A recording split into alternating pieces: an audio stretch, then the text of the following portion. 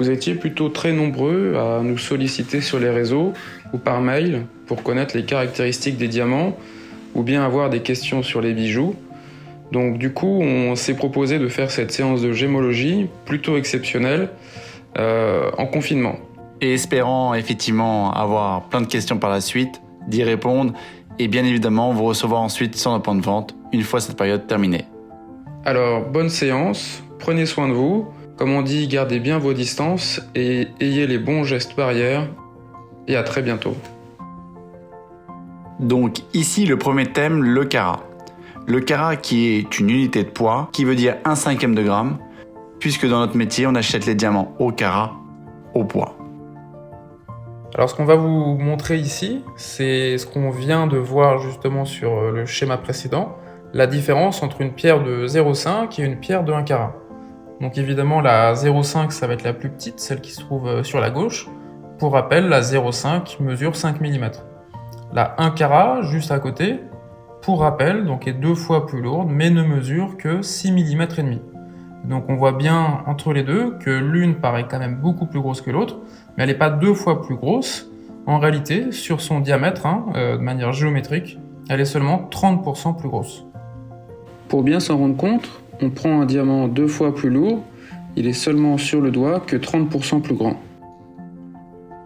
On va maintenant vous parler des formes des diamants, car il existe plusieurs formes de pierres, il en existe même beaucoup. La plus commune, bien évidemment, c'est la forme qu'on appelle ronde, qui s'appelle un brillant exactement, qui est schématisée ici.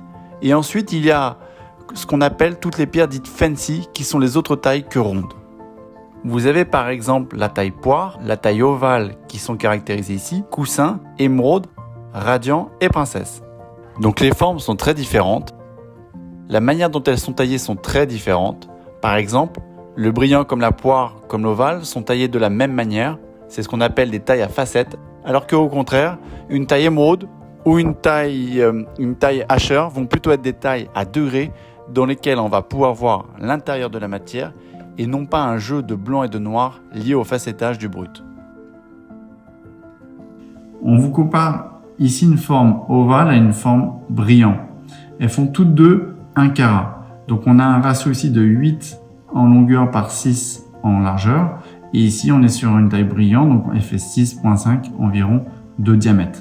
Donc on voit que l'ovale a un net avantage sur l'aspect présence. Il étale beaucoup plus que le format brillant pour le même poids. Voilà ce que nous voulions vous transmettre pour aujourd'hui.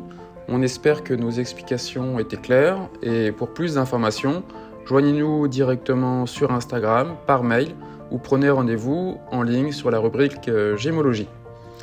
À très bientôt pour la prochaine section, la pureté.